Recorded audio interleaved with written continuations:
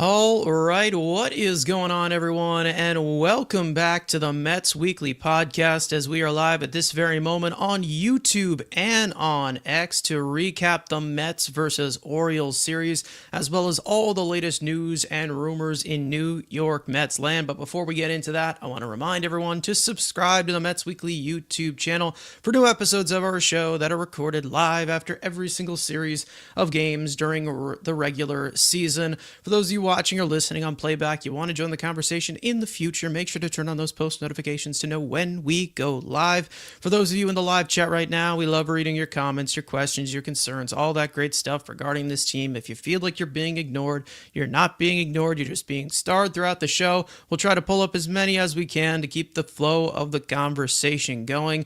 Make sure to follow Mets Weekly on X and on TikTok for Frank's instant post-game reaction after every single regular season game, which are titled the Mets Frankly post-game. For those of you listening on audio, make sure to follow us on all of your favorite listening platforms to not miss the audio version of new episodes that go up at 9 a.m. the following day of recorded. Also, make sure to give us a 5-star review. It would be greatly appreciated. So without further ado, let's get into episode number 151 of our show. And Frank, welcome back. I think you've missed about a week of podcast content, obviously. I've had to go solo. And obviously it was the nonstop talking for me. So I had a little bit of voice recovery the next day. But other than that, obviously, from what you've missed, not the best series to come back on, but let's just say getting close to that all-star break, getting close to a checkpoint, and hopefully they can survive it. That's all I'm hoping as of right now. Yeah, trying to survive is the key. You've had just a ton of rain lately. It was a big factor in this game as well. And the rain before these games have also contributed to the Mets pitching just being totally worn out. Using a ton of arms, having rain delays, rain outs, double headers. I mean, all these things combined have just led to absolute chaos. You know, they say April showers bring May flowers. Well, July showers bring Frank rage because this many games. I mean, we have a rain delay tonight in tonight's game. So like it just Possibly. never ends. They could be in New York. They could be in Baltimore, they could be in Kansas City. Wherever the Mets go, the rain follows them. So it's just like they can't miss it right now. So it has been very frustrating when you already know the status of the pitching staff. And to have this just be another thing to add on to it, it's just not doing them any favors when they already had a bunch of guys out to begin with. Slowly but surely, they're getting back. That starts tonight with Kodai Senga. But overall, it has just had this trickle-down effect of just, like we've seen these bullpen games, overusage, trying to be cute. I mean, we'll get to the managing later, but I mean, it's just had such a big impact, and it's something that you don't have a stat for it. You don't say, oh well, it's this player's fault, it's that player's fault. Oh, in the off season you could have prepared for this. Like, no, I mean, it's just one of those things. It happens some years more than others, but right now they're in a bad spot with the weather. Yeah, I think that there's really a feeling among Mets fans, especially at this last week. And it's obviously there's certain scenarios where we're like, okay, why are we doing this? Why is this a decision that is being made when other options can be pursued? But they're in a really tough situation where they don't really have many options to pivot to. And I really end up asking a lot of Mets fans who like to play the GM of side of things, saying, well, what exactly are we going to do? Like, what exactly is going to be the pivot as of right now in the middle of July or the first week of July? Or like, what exactly are they going to do that is going to actually be a practical thought of this team actually going forward and could help them out going forward? I know a lot of people have been pushing to bring up pitching prospects and bring up people from the minors. Unfortunately, I'm more on the side of the fact that the timing as of right now just does not make sense. And I know that people will get pissed off and say that they've punted games and they should be putting these guys out there. But in terms of the sustainability, in terms of the pitching prospects, I mean, there's not really much that you can do as of right now when you're sitting here in a panic and in a need for arms just to survive to a certain checkpoint of the season. They obviously have 3 more games to go until the All-Star break, so that's one of the checkpoints. And then the next one is the trade deadline, and that is what's going to have to be addressed. Getting Senga and Minaya back, that is big. We will see if it holds up, because again, that's a different thing. But is it possible to prepare with depth for what the Mets have experienced right now with pitching injuries? Absolutely not. It's nearly impossible. Blackburn, Canning, Minaya has been out all year. At least he's coming back this week. McGill is out. Scott out for the season. We already knew that. Budo, Kranick, Nunez, Minter. I mean, all of them dead, gone. Like they're not even available. I don't even know what the hell's happening with Jose Budo. We don't even have an update on him. I don't know if he like, was rolling around like with a pig in shit or something, but he has some kind of illness that was not disclosed. So they're in a lot of these situations where not only is the depth getting hurt, but the depth is getting hurt. And it's really, really hard to sit here and listen to Twitter GMs go over and over again saying, well, we got to do more. We got to add. What are you going to do? What exactly are you going to do? Now, granted, I do expect them to add somebody to the bullpen in the early stages of the trade deadline approaching over in the next week, like a Stanek or a Maton like they did last year. But the starting pitching is not going to come until the last week to the trade deadline. The bats, we'll see what happens there. The relievers usually go first. We will talk about a potential starter that could be in the Mets' sights going forward. But, all we can really do right now is speculate, break things down of how they fit in. But again, there's a lot of panic moves that are just not going to be made by David Stearns. And it also does come with a little bit of pain. And like I have been saying these past few episodes, it's going to be painful. It's going to be painful, some of these games, because they have no other choice. They have no other choice that is practical in the matter, without moving mountains for a certain prospect to be called up that, even for their sake, we have no idea what they're going to do at the major leagues. So is it really worth it to do that at this current moment as a panic move? It's a tough situation that they are in until they reach this trade deadline where they have to address things internally and add externally. And obviously, I've said this already on multiple occasions, I will be disappointed if we're on the same level of trade deadline of last year with Soto on this roster. Right now, I'm letting them deal with what they are dealing with because it is a really tough situation.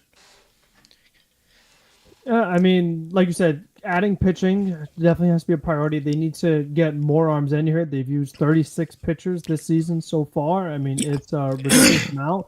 We talked about it before, but it's like multiple transactions on the same day. I mean, you'll have like 2 pitchers down, 2 pitchers up, use them that game, send them down. Like, it just goes back and forth. Even a guy will pitch well. Like, we've seen Garcia, like, he pitched pretty good. Yeah. DFA'd. Like, that's just there's been the roster casualties because they had to use him so much. He had to go like almost 3 innings the other day. And while that's definitely been a huge issue with all the injuries, there are ways you could go about that. I mean, one of them is Blackburn had injuries last season, and you pick up the club option. So yeah, I don't love picking up club options of a guy who's already hurt. I think that especially was it a club option or just arbitration 3? No, I think he had a club option on. That was one of the big things with we didn't pay for a rental. I think it was like the $6 million or so that we had talked about. That they were able to bring him back. But just overall, I mean, if it was arbitration, if it was that, why would you bring back a guy that was hurt twice in the season? I just feel like go for healthy players. Why are you bringing back hurt players and guys who, when they were on the field for you, they weren't very good? And that has proven true again with Blackburn. He hasn't been good and he's been hurt. So literally the same thing as last year has happened this year. So that's one thing that you probably shouldn't have done. But just overall, I don't think they expected Blackburn to have that big of a role. That was the thing. Like, he originally was not in their rotation plans. Well, like, when everyone else breaks, all of a sudden you have a big role. I mean, that's how it goes sometimes. Especially with pitching. I mean, that can happen. But The other thing is that even if they do make these moves at the deadline, I'm still pessimistic that Stearns is actually going to make a big move for perhaps a starting pitcher, because you're not going to trade big prospects for relievers. At least you shouldn't do that. I don't care who it is. No. You should not do that. So if he has to be kind of, on the margins, he's not going to get a big time player, just arms. Like you said, you have to get depth. You just have to get guys to eat innings at this point. Even if he does that, that does not solve the scoring 1 run against pitchers with ERAs over 5, scoring 3 runs, leaving a million guys on base, 5 through 9 of your order, giving you close to nothing on a daily basis. That does not solve that. You had Jesse Winker as one of your offensive additions, hurt, comes back for a couple days, hurt. Then you brought in Jose Siri, hurt. Like, it's just like whatever they tried, and we said Marte. Like, I'm surprised he held up as long as he did. I am. Like, you had to go again. You have to go into the season expecting that certain guys are going to spend time on the injury list, and Starling Marte is one of them every single season. And now it's happened. And your other DH, he's also hurt. So it's like they haven't been good offensively even when they were healthy. But now that they have injuries there too, that's where you need to move the prospects. I mean, if you want to go out and get a true center fielder, instead of having McNeil in center field, you need to do that. Like, that is something that would have a much bigger impact than a bullpen arm. And it's like we've talked about, the people who want McLean to get called up, or Tong or Sproat, you have a much better chance of fixing your rotation internally, whereas the hitting with the 5 through 9, there are no solutions internally. Absolutely zero. They've called back Jared Young, who was brutal and needs to get back out of MLB where he was before. They've tried to blame the young players. It was Alvarez's fault, they sent him down. It was Acuna's fault, they sent him down. Vientos is very close to DFA territory because he's bringing literally nothing. He's out of options. Table. And again, we'll get to the managing later, but you have Travis Jankowski, who's here to pinch bunt. I didn't know that was a thing. I did not know that you designated roster spots for pinch bunters. That is not supposed to be a position, but the Mets made it up. I mean, we had a designated walker. We've had designated walkers. We've had designated runners. I mean, we've had a whole bunch of things, but still, stuff that we talk about roster construction does not help your offense, and they have not been able to figure that out all season. Yeah, they've been handcuffed to a lot of these situations of guys who are here because of either it is contracts, or there's control, or they're young players with some upside. I mean, I'd say that the young guys for the offensive part, I think it's a little bit part of it, but however, there still has been some inconsistency from the top of the order of coming through with runners in scoring position. We've talked about, guys like Brandon Nimmo at the beginning of the year was not doing well in those situations. He's done a lot better recently. He seems to be back into the swing. Juan Soto, as great as he is, as everybody's pushing for him to be in the All-Star game, he's been terrible with runners in scoring position as the overall run getter, the overall run producer. I shouldn't say getter. Francisco Lindor in and out with runners in scoring position all year, and he's been struggling recently. The main constant has been Pete Alonso, who's been good with runners in scoring position, but he's also had quite a few of these stretches where he can't cash guys in, and he was chasing a lot of garbage in the other batter's box, which we were seeing a lot last year. So we're just seeing a lot of inconsistency, and then we're also seeing a lot of non-existence, which I was talking about in the game 1 that I had to fill in for you, as to where everybody got so upset about them pulling Peterson and bringing in Stanek and doing that. 1 run on the board. Can't win like that. Like, I don't care. Like, I really don't care. I don't care if you want to fire Mendoza. Stearns didn't give you enough bullpen arms, or this guy should be in here and the rotation sucks and they shouldn't have brought this.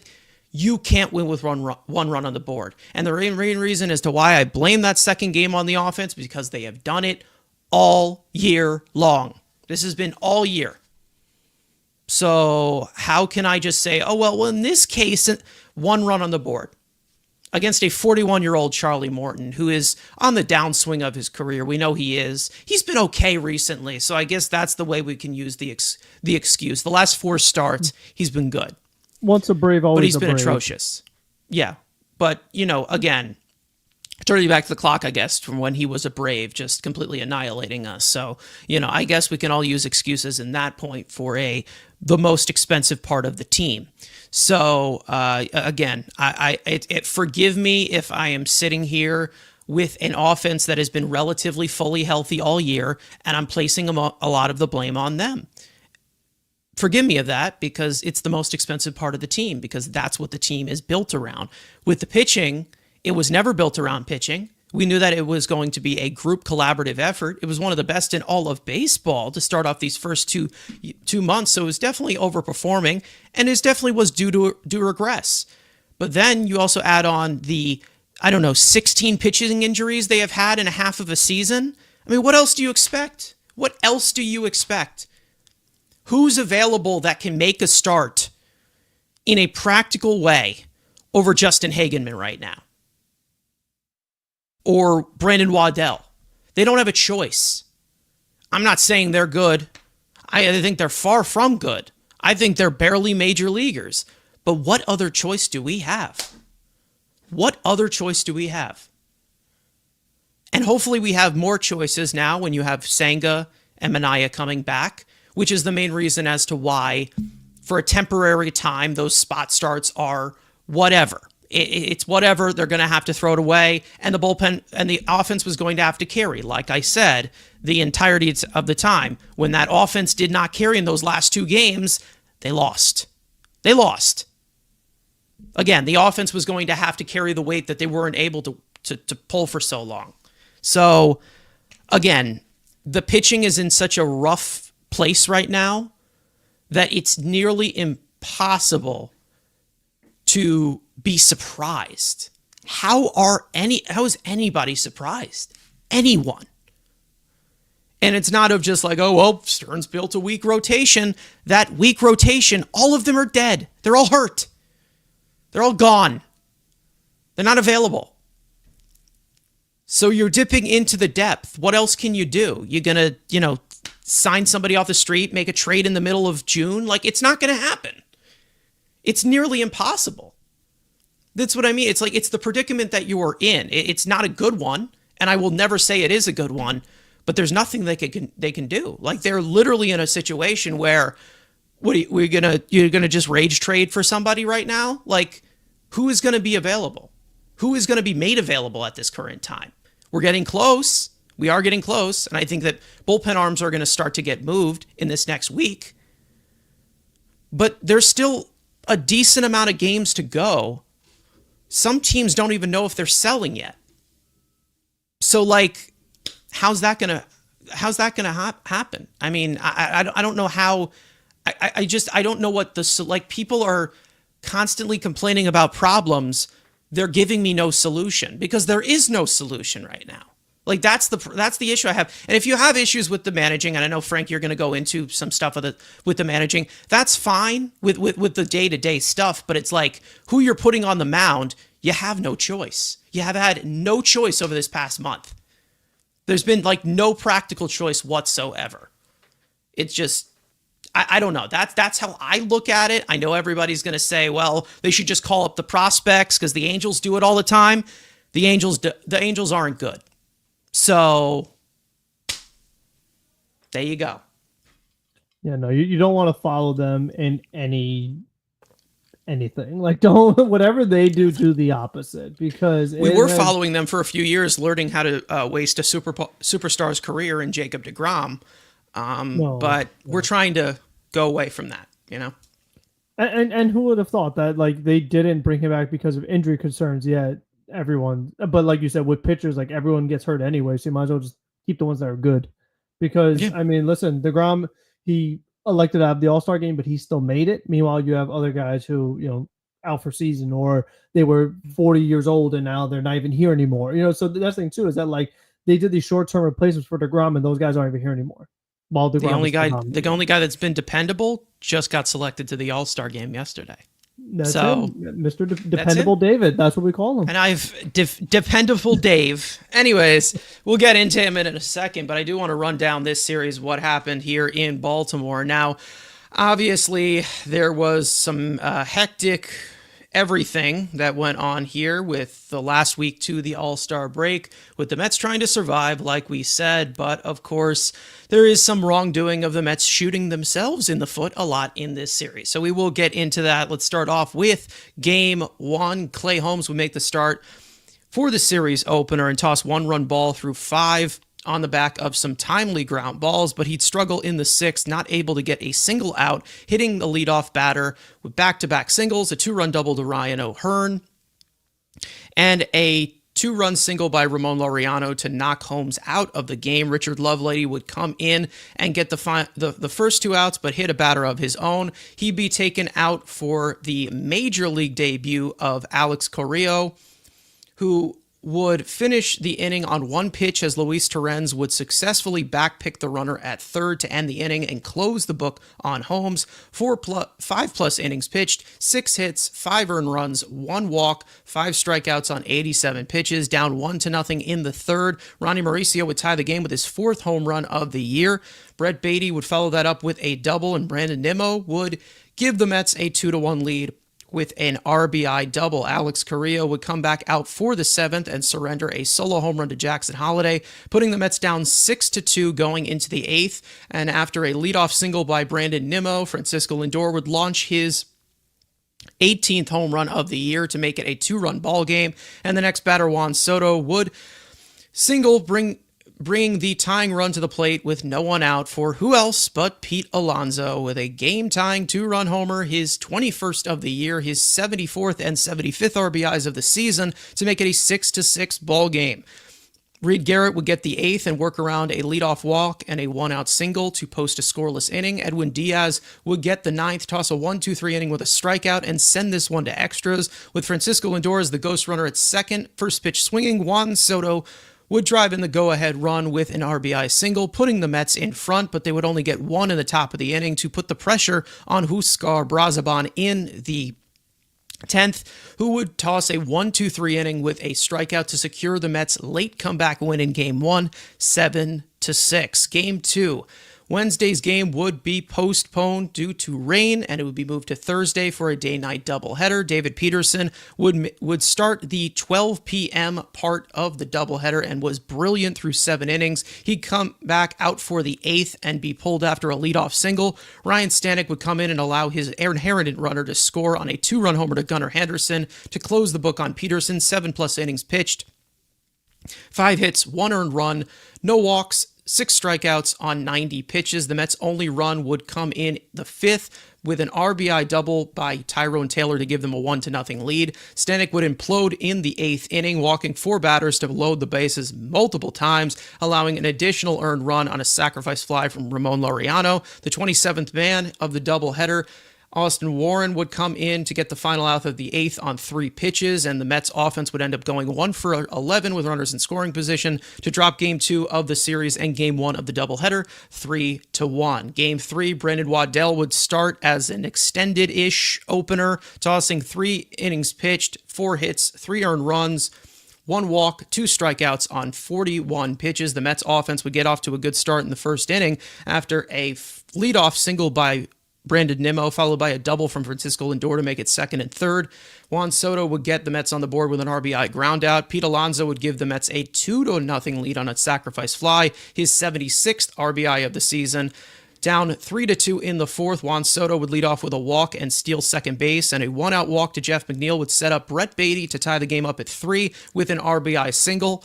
But Justin Hagenman would take over in the 4th inning for Waddell and toss a scoreless inning, but get plagued by some shoddy infield defense by Lindor and Beatty to surrender 2 runs in the 5th. Hageman would come back out for the 6th and allow a leadoff double, get pulled for Richard Lovelady, who would allow his base runner to score on a fielder's choice, make it a 3-run ball game, followed by a 1-out single and a walk.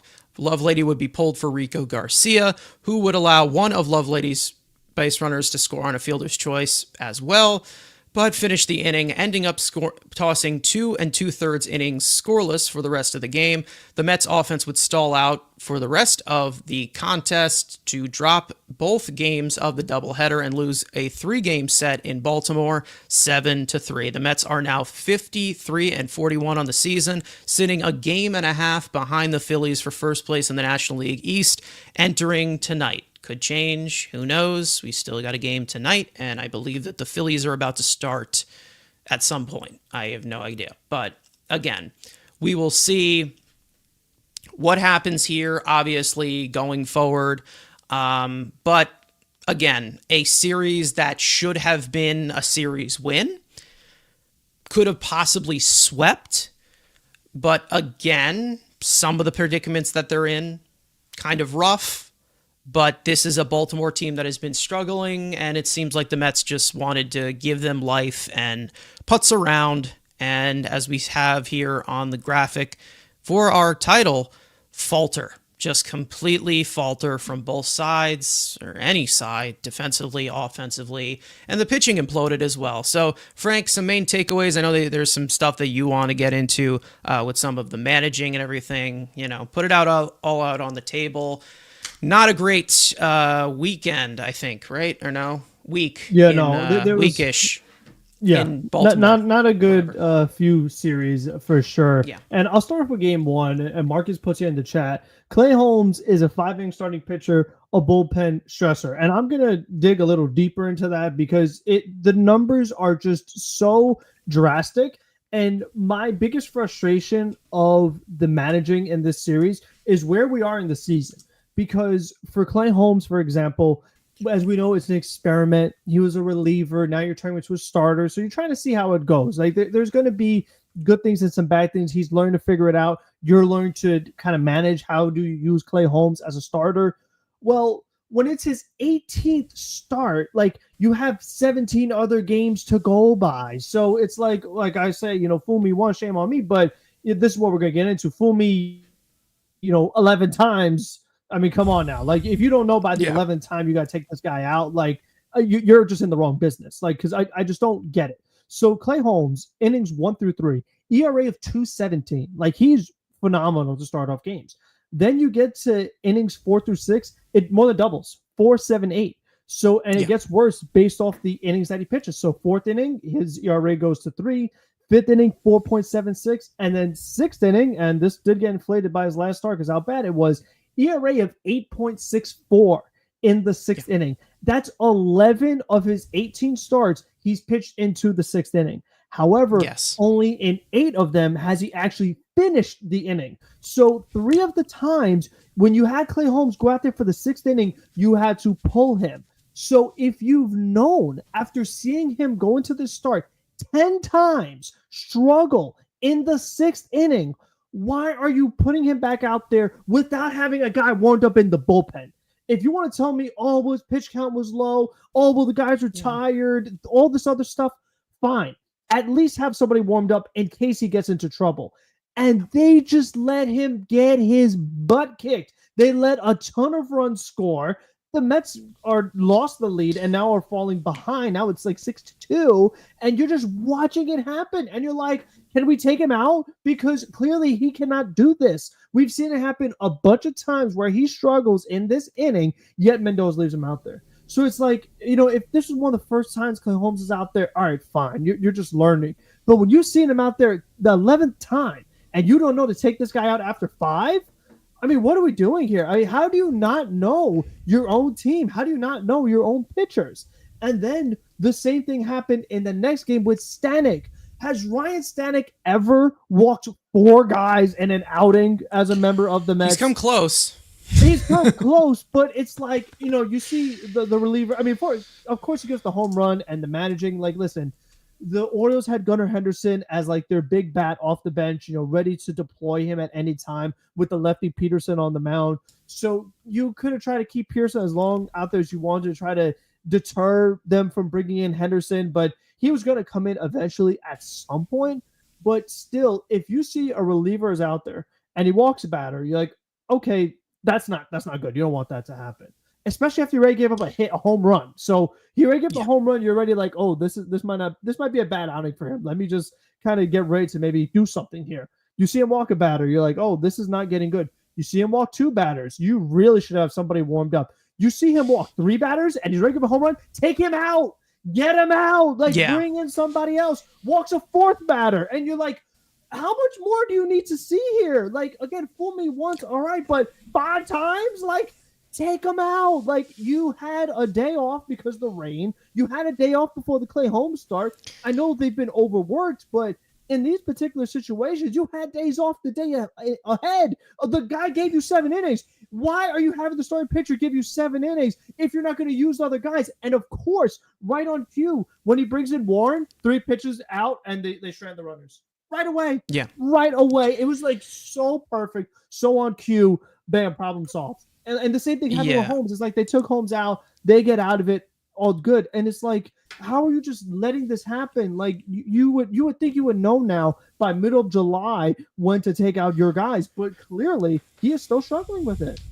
Yeah, I've continued to see this as a trend as well this year with Mendoza, of where he rides with a lot of the guys he has somewhat confidence in, or I don't know if it's the track record or something like that, to continue to bail him out in those certain process. I think the thing with relievers is it's kind of the 3-batter minimum rule is obviously out there. But again, there's also a point of that beforehand where it's a 3-batter gauntlet of how does he look for those first 3 batters before you make a decision. In that entire situation of with Ryan Stanek, and even though they had the limited options in the bullpen, actually no, they had an off day because of the rain delay, so they should have went to somebody.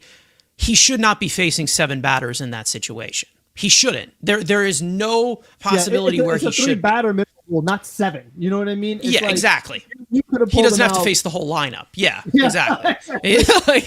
For 1 inning reliever too. Like, come on, it's the 8th inning. You, like you said, you had other guys there. You want to try Garrett. You want to try Braza. I mean, they've had their struggles too.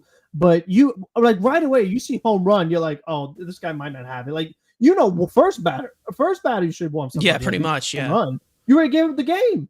You're already losing. So it's like, listen, I would understand it if he only faced 4 batters, but if you get to 7, which is nearly the entirety of the lineup, that's when you're like, okay, this is questionable to actually take him out.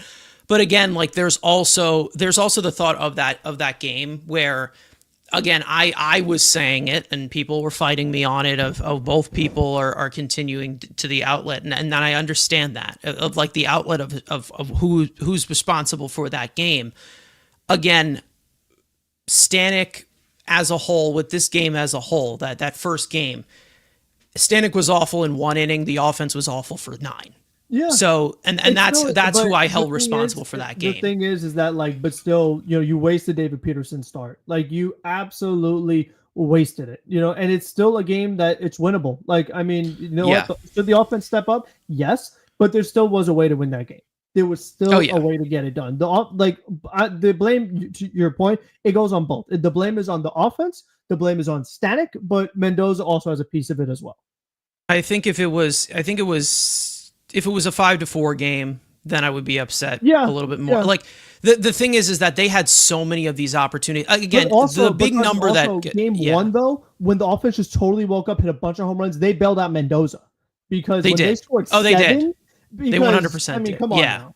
Like, they 100% did, and then he stuck with them. He stuck with them in that second game too, and it looked a little bit more with the bleeding number that stands out to me the most in that second game is 1 for 11 with runners in scoring position against a struggling Charlie Morton, which we've seen many times. Yeah, exactly. We continue to see that, and you continue to don't see any improvement in that department whatsoever.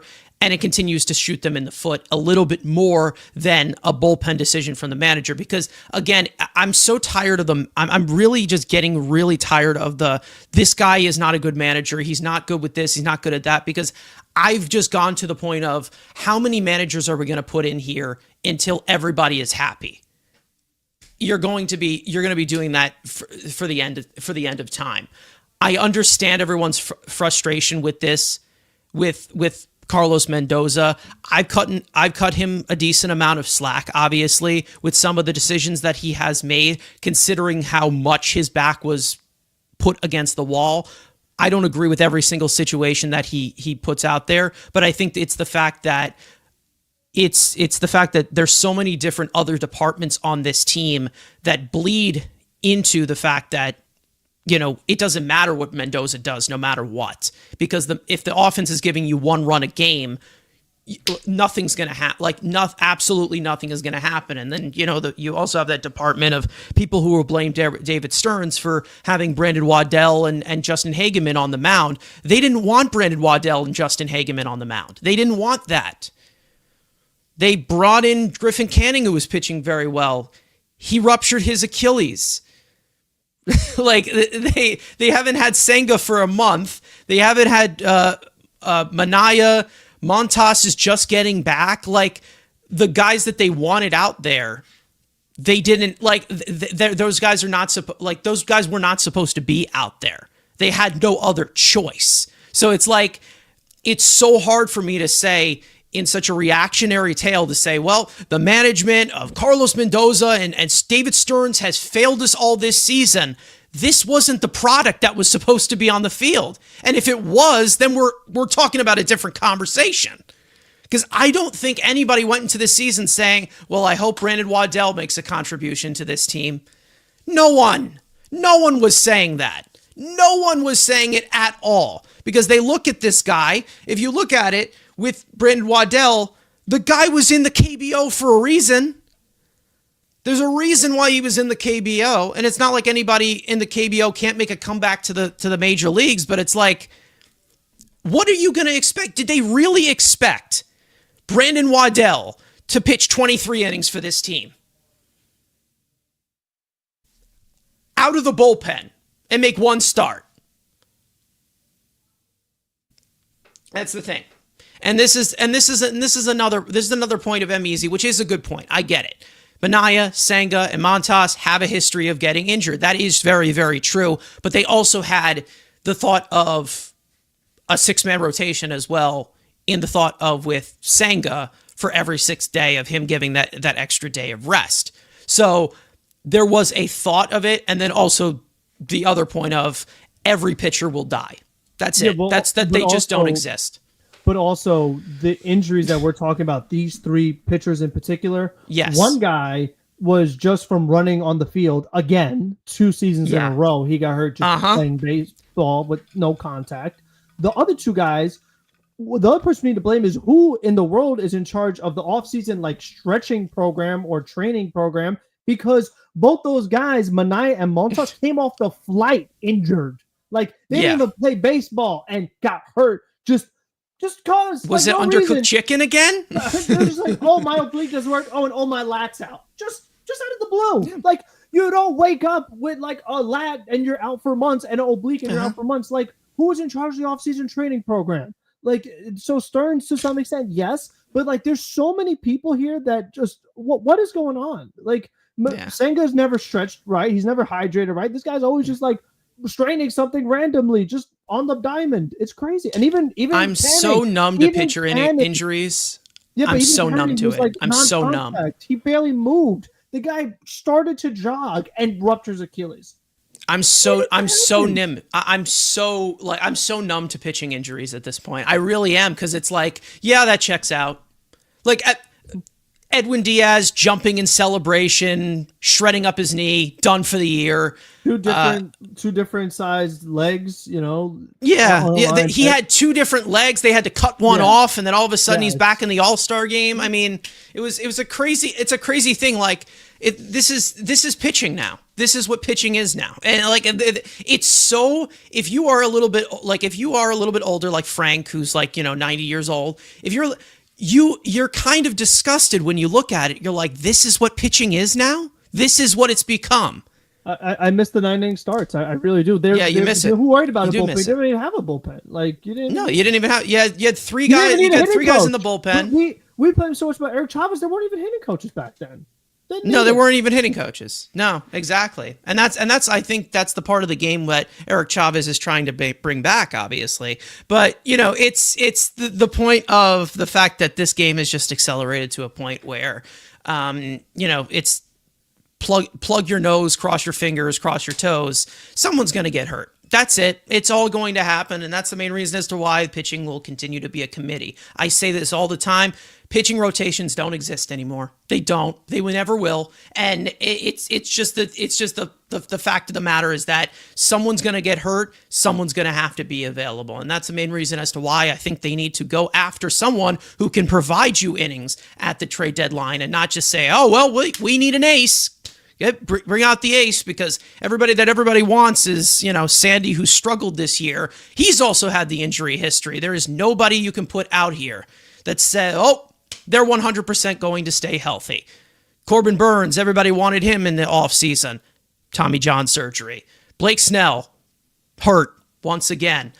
The thing is that I continue to just sit here and I'm like, what else? What is the answer to this? Like, there is no answer. Maybe we do have 20 years down the line maybe we have a way that, Tommy John surgery only needs 5 months to heal, and it's a big advancement in science, but we're not at that point right now.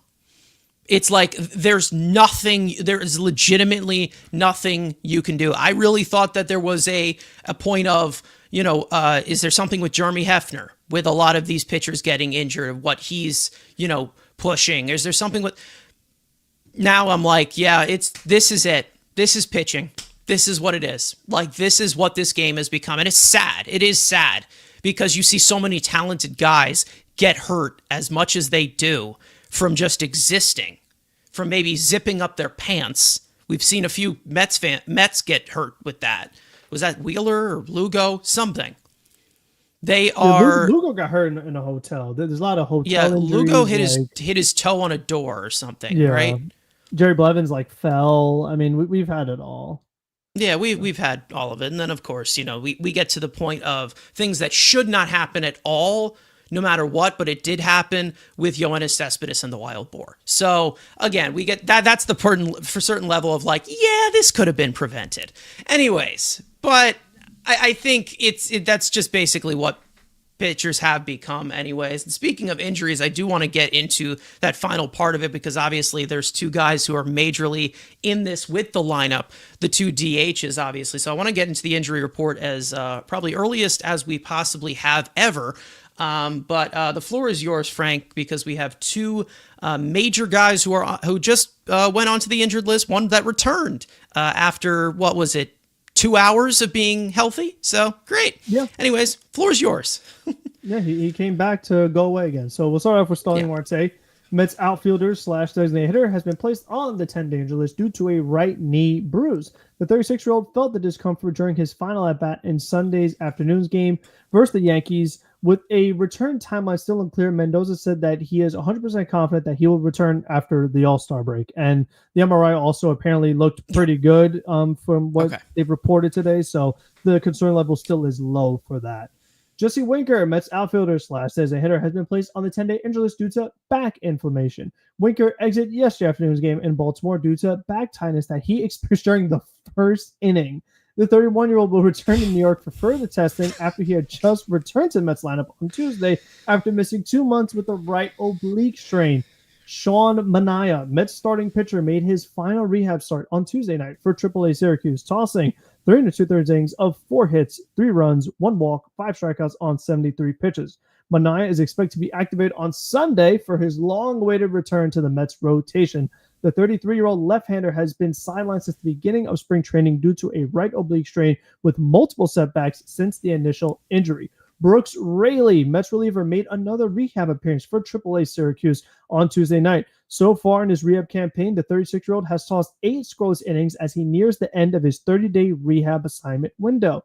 Mets manager stated that the only box left for Raley to check is to pitch back-to-back days before a decision is made. Raley has been recovering from Tommy John surgery that included an internal brace procedure that he underwent back in April of last year. So, I mean, for Winker, for Marte, and that's the other thing, too, is that they asked Mendoza, it was like he finally put Marte back in the outfield, and he got hurt again. And, like, Winker originally had gotten hurt in the outfield, And they're like, Carlos, don't you think it's kind of a coincidence that these guys are in the outfield and they got hurt? He's like, no, they'll play the outfield. Like, dude, I mean, again, fool me once, but he just likes it, I guess, because he just keeps letting the same crap happen over and over, and he's not doing anything about it. It's crazy. I mean, we're putting Jeff McNeil in center field, who's been banged up a lot these last few weeks. So that should go over well. That should go over well, right? So far, it's been okay. But I mean, the fact of the matter is that your two DHs that were expected to, and it seems like both of them got hurt in the games of them playing the outfield that we did not expect them to play, and now that pushes us to a point of Jared Young coming back, who we know is not anything special whatsoever. And he was in the KBO for a reason. I think pretty sure I rank him as the worst player, but worst he was qualified towards the bottom. He was. So he's back. But to me, with this entire discussion of Starling Marte, I mean, we've talked about it multiple times before, and it's the main reason as to why that contract is mainly a block in this offense being even better, no matter what he does produce at that current point.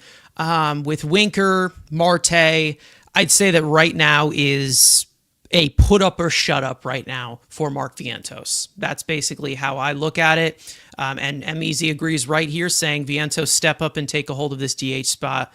God damn it. And yeah, I would like to say I'm in that same boat here, because if he doesn't, in 3 weeks, maybe his name is popping up on the phones and he's out of here. Who knows?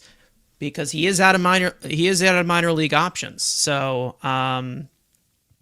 we'll see. Yeah, maybe you should have been constantly sending him up and sending him down before. Who knew? Maybe. I don't know.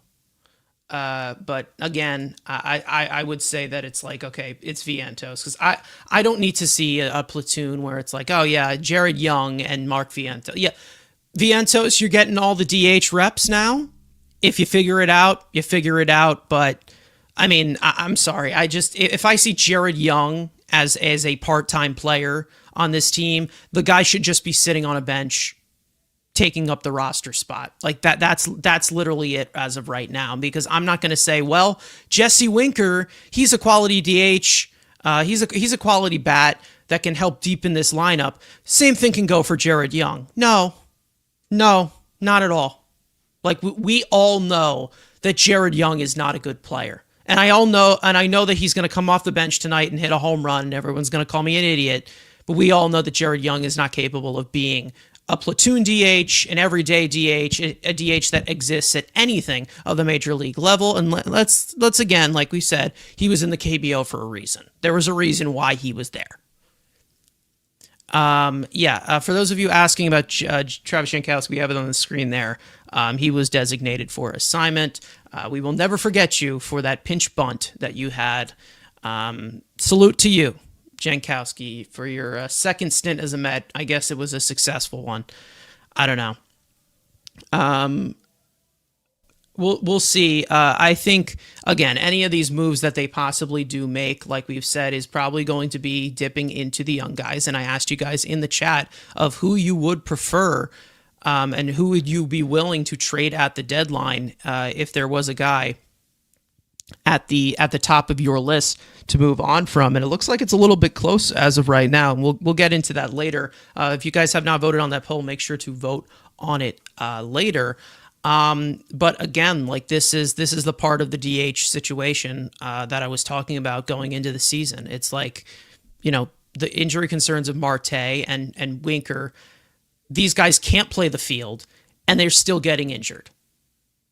And then you put them in the field and they get injured.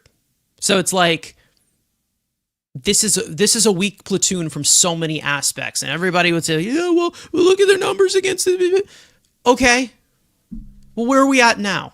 Winker's missed a majority of the season. Marte's injured again. And it's not like he was providing DH value the entirety of the time. And, he was having a few good stretches, but not to the DH. Not in the power department. Not in the power department, no. Which that's what the DH They made should him- be. They eventually made him the leadoff hitter. I mean, how many DHs lead off? Yeah. Maybe Jeter in his final year. I don't know. Something like that.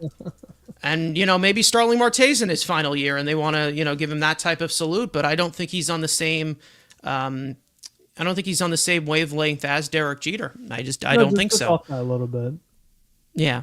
And listen, I've said this, it's come as misconstrued. I love Starling Marte. I do. I love the guy. I think he's a great guy. I think he is a good player still. He's a solid player, but again, it's the return on investment that you're getting from this contract that not only is not good enough for a DH, but holding their lineup back from being a lot better. It's just true. It is true. It has nothing to do with if he is producing or not, or his OPS in his last 15 games that everybody wanted to shove down my throat on Twitter over this last week. Has nothing to do with that. Value and production are on two different wavelengths when you're talking about building a roster. That's roster construction. And everybody completely complains about the roster construction from David Stearns. But what about the pieces that he inherited that are also holding him back? Like, you look at this lineup too.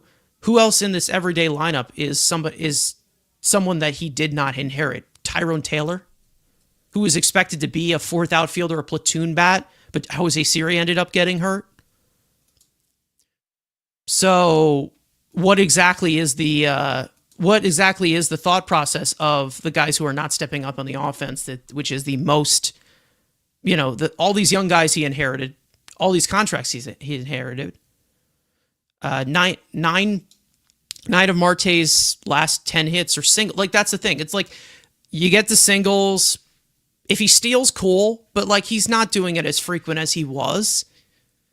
You're getting a limited amount of value here. We talk about this all the time. I'm not doing this anymore. And it seems like they still are good with him. Like, they still trust him with everything, because we were still up until this point, until he got hurt. He still was leading off. He was batting second. They had him in the cleanup spot at one point. So it doesn't seem like that's going away anytime soon. And it will back up the lineup from being better and matching up to other teams in overall depth. And especially with some of the young guys who have been underperforming the way that they have been. So we'll see how that works. And it's again, I don't know how we're supposed to really go into everything with, making a joke out of the DH position the way that they have since it was implemented, especially when you look at the other contending teams of how they fill in the DH position. Again, it's embarrassing. It really is. But hey, whatever.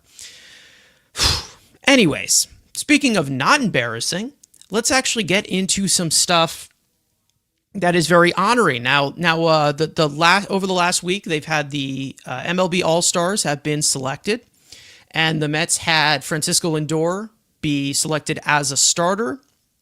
He also got his first All-Star selection as a New York Met, and Pete Alonso gets his fifth as a New York Met. He's not participating in the Home Run Derby, by the way, so shocker. We don't get the dent lifting memes this year. And then also Edwin Diaz, who is also going to be representing the Mets. Hopefully he can pitch this time in the All-Star game and they don't give it to David Bednar. That would be awesome. Anyways, but we also have a fourth Mets All-Star who is replacing Robbie Ray from the Giants. Robbie Ray. Okay. He's replacing Robbie Ray on the All-Star team. And that being one of our own, David Peterson, who has gotten his midsummer selection. We know how consistent David Peterson has been over these past 2 years. He has been the rock of the Mets rotation. We've talked about him a good amount of giving him his flowers that he deserves over these past few years of being the rock of this rotation. We know that this year it has been no different, and I think that it does prove one theory that I will bring up in a second about how the All-Star game is kind of configured here. But we know how good David Peterson has been and how big he has been for this rotation of eating innings that have not been able to be consumed by anybody else. We see a 3.06 earned run average this year. a 3.37 fielding independent pitching, barely gives up home runs, a 1.8 wins above replacement. He's striking out more batters than he has the entirety of this season.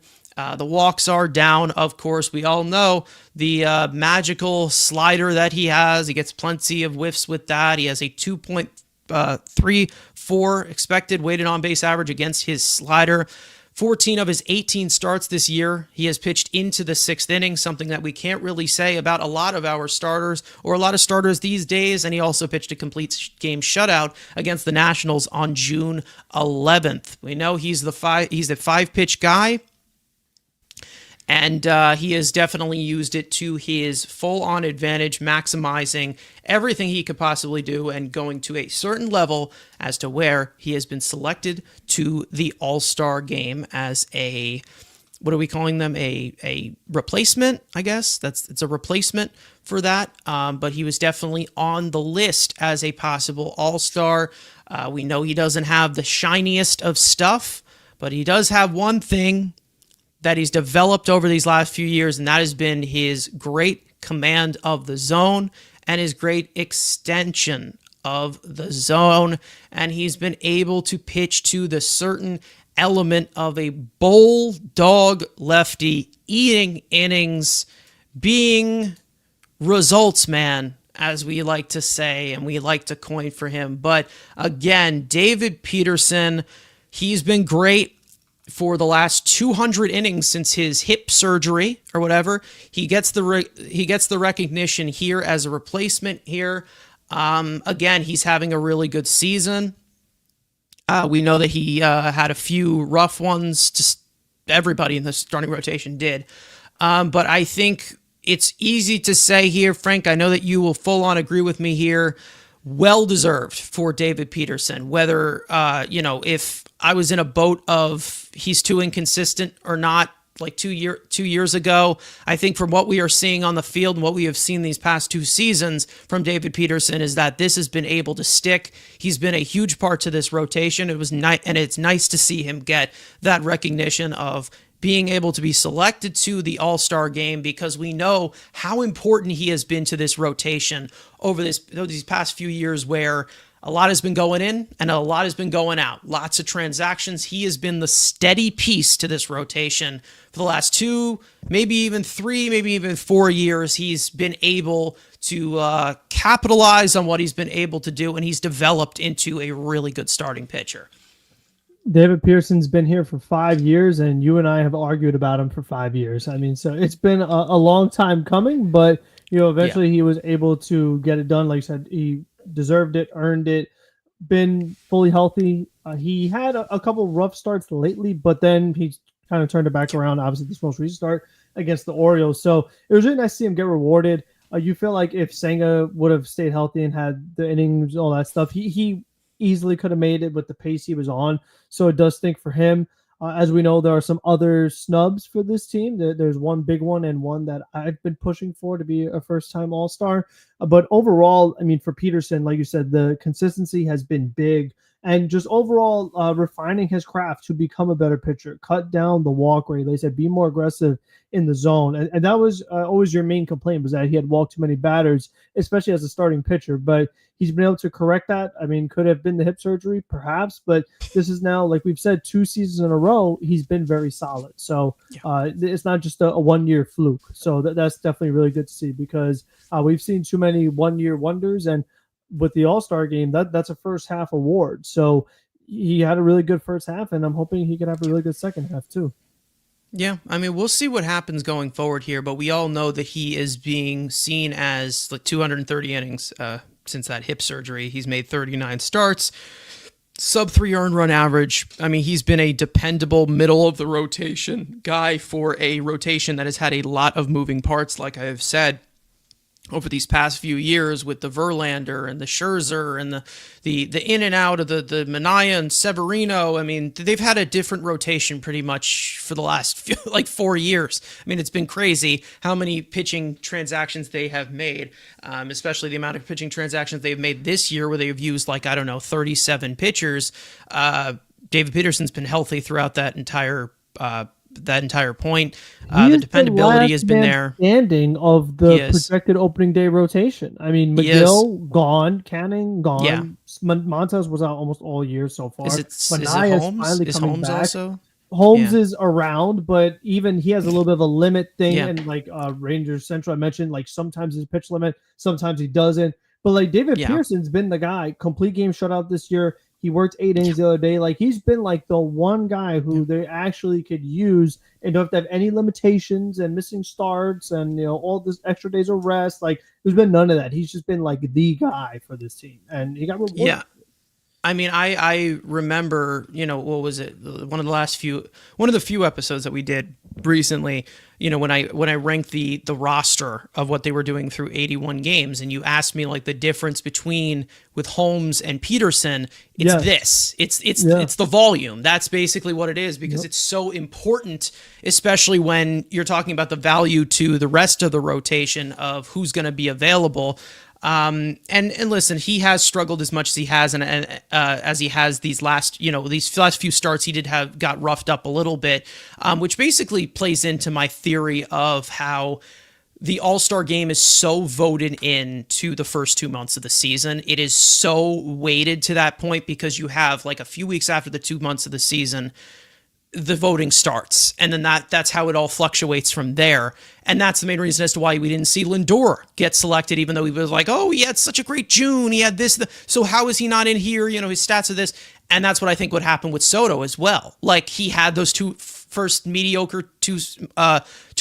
mediocre starts. There's obviously guys that get in where you're like, why is this guy in here? But there's also this certain point where I don't agree with it, because I think Juan Soto has earned the right to be that top 1% perennial guy that's in the All-Star game nearly no matter what.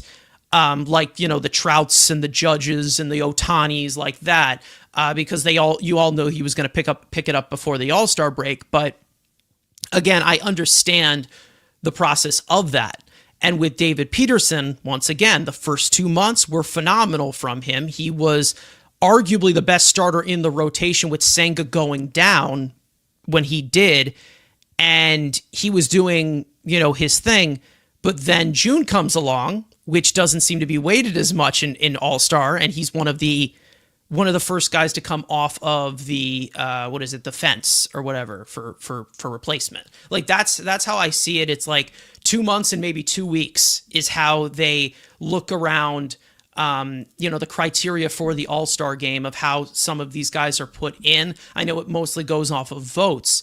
But again, it's the players' vote is in early June, like Jay-Z is saying here. And Soto was just heating up around that time. Like the timing of it was the reason as to why he didn't end up getting in. I don't agree. I think that Soto still should be in it because he should be featured in this big event. And to be honest, I don't even know what they're waiting on as of right now. And he should be on there. But again, I understand why. It's because of how much the first 2 months have been weighted into the All-Star game. And to tell the truth, whether people want to put up his baseball savant red circles, the first 2 months were mediocre from Juan Soto. For his standards, they were way mediocre from what we are used to, from what he has done throughout his entirety of his career. So again, we'll see what happens. I don't know he would possibly replace if somebody goes out. I know that we've been seeing a lot of guys in the American League go down. So obviously I'm not rooting for somebody to just get injured. But again, it's one of those points of, Soto deserves to be there. We know that he's one of the best in the game. He's one of the best players in the game, and he should be represented in such. But, it's whatever. Edwin Diaz is there. So do I care about anything else? No. We all know that that's the only thing that matters. Like that's the only All-Star selection that does matter. But there's other guys out there. But it's good to see David Peterson, one of our own, get selected, because again, we've seen All-Stars go in and out here. We've seen Alonso get it. We've seen McNeil get it. We saw Conforto get it in 2017. But there's been times where we have not had that consistent of perennial all-star. So again, to see a new guy come in here and David Peterson, who's been great these last 2 years, definitely is a nod on the Mets, I don't know, late blooming development here, because again, he struggled for quite a while. He did struggle for quite a while with the consistency, and he took off, and it is nothing but deserved of an all-star selection for David Peterson. If you want to argue some other guys over him, it's whatever. I don't care, to be honest. But again, David Peterson has been a huge key to this team, and I don't think anybody can disagree. Maybe if you're not a Mets fan, you wouldn't get it, but David Peterson's been very important to this Mets rotation, pitching staff, team in the last 2 years since he got his Shakira hip surgery, and his hips don't lie. But anybody else, I mean, obviously, Frank, you weren't here for the initial announcement when I talked about, obviously, there's some other guys that maybe could get a mention here. But there's some guys who miss out and they just don't get the nod.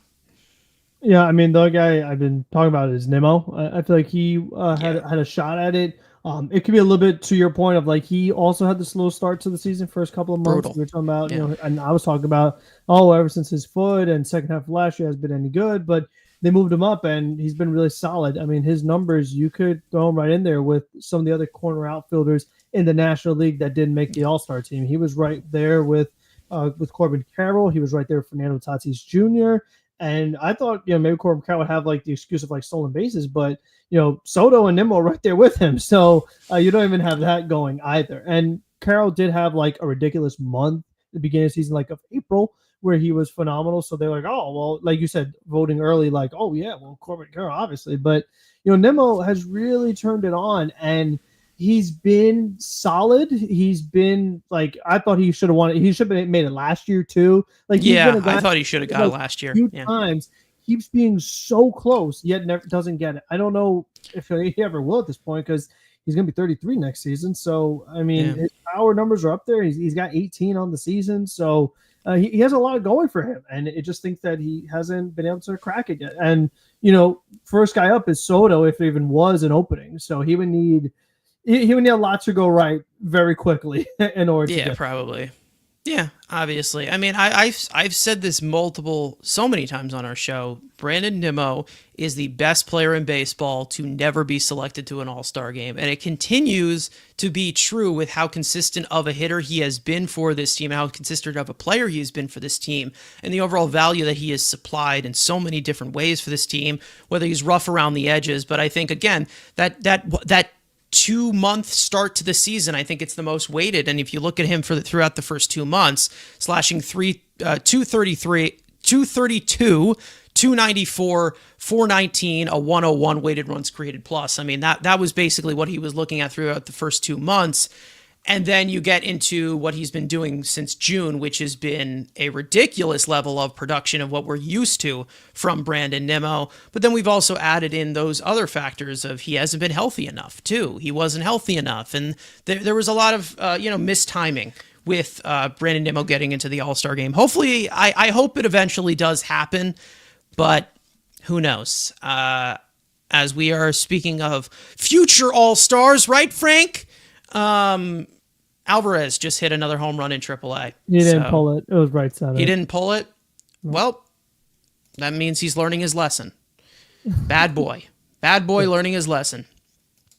Anyways, some other guys. We know that the middle relief is so scarce in this whole voting, because they just look at it as relief pitchers are just closers and that's it. And it's a stupid system. It's flawed. It's not good whatsoever. The way that it is constructed, it's just terrible. But we know Reed Garrett, Huskar Brazaban, they had really good starts to the season. Other guys who, I mean, you're not getting a middle reliever in there with ERA. You're not going to get that. No. Just not gonna happen. Yeah, unless they're completely spotless. I mean, I think like the only guy of note that got it was Dylan Betances as a setup guy. But I mean, Hoffman get it last year with the Phillies. So I mean, it's rare though. It is rare. Yeah. You had Jason Adam, like he was battling with Suarez in the bullpen for the Padres at one point. Like you need to be I mean, even I remember talking like Aaron Loop, like they're just sometimes you just can't get in. Like Yeah, it's that one. pretty crazy. Yeah, Loop. I mean, to be honest, Loop at that point, he probably was our only All Star in that season. Was he Yeah, like? Who was it that year? Was it? well, I think that was the Walker year when DeGrom opted out, so Taiwan Walker took it. I'm pretty sure that's what it was. Yeah, that seemed to hold up fairly well. Let's just say that. But no, I think Luke probably should have been the only guy because I mean that 2021 team, it was so banged up and so miserable that Loop stayed healthy and Loop was ridiculous. I mean, he ended the year, what was it? It was a sub 1 earned run average and almost a near 2-win season as a setup reliever, which is like nearly impossible to do. So again, it's whatever, but I don't know. It again, big shout out to David Peterson, well deserved. And then of course Lindor, long time coming. Obviously, I know he's been struggling, but long time coming. And then of course Pete Alonso, he's had a great season. And then also thank you to the trainers who realized that Diaz's leg was longer than the other. They ended up cutting it off and evening it out, and they were able to figure out that he was able to gain that consistency. And then also, he's only blown one save this season, which is what the committee loves. It's about saves. Just like he when did Alex do it Reyes in a late was, game, though, like I predicted. It was against the Dodgers. Yeah. So I did get that one. He right. did. He did end up doing it. Yeah. What was it? Alex Reyes was like 23 for 23 or something, and they ended up having him as an all-star. And then he just completely blew up afterwards. Yeah, it was, it's definitely it's a first half award. We know that it is. I wish, I do kind of wish it was an end of the year thing, but again, the postseason is like it's such a weird thing. You would have to do like a separate award for it. Like the NBA has like All-Star, then All-NBA, then season, or NFL is I think they have all MLB now, but that's like a different. And no one care about that. And more so like Silver Slugger, Gold Glover. I mean, I feel like people put more attention to that. Yeah, and those are the only awards that's the only award that is given out in the middle of the season. That's the thing. It's like, I don't know, maybe it's like some kind of like September break that could possibly do it. It's like that would be cool. Or like to like end summer. Like end. But that's the thing is that everyone's already dropping out of this. I mean, people are dropping out of the home run derby. They're dropping the All-Star game like flies. I mean, it's like every few minutes, LB's posting like a new All-Star that these guys don't even care about this anymore. Like this is just like so extra for them that if they it's an honor. You're like, thank you, awesome, but I don't need to play in it. Like I don't want to sit here and risk injury, especially with the pitchers. It's like, the All-Star game lines up of 4 days rest for me. I'm not pitching in this thing. I mean, Wheeler just dropped it, so. I get it if you're a first time All-Stars, that's fine. But it's like if you get it for like the what is it, the 15th time or whatever, like Kershaw has, it's like what's going to be the deal? And Kershaw getting it, obviously, this better be his final ride, because if it's not, then there's going to be some angry people, obviously, with the the legend pick from Manfred. Which, we always trust his judgment. So obviously it was a great pick. But either way. Speaking of, with pitchers, let's continue on with some deadline stuff. And we did have some news that did come out. And we don't have to rush this segment because it looks like we're going to start off in a delay in Kansas City. So we had some news come out of a possible starting pitcher that the Mets may be going after at the trade deadline.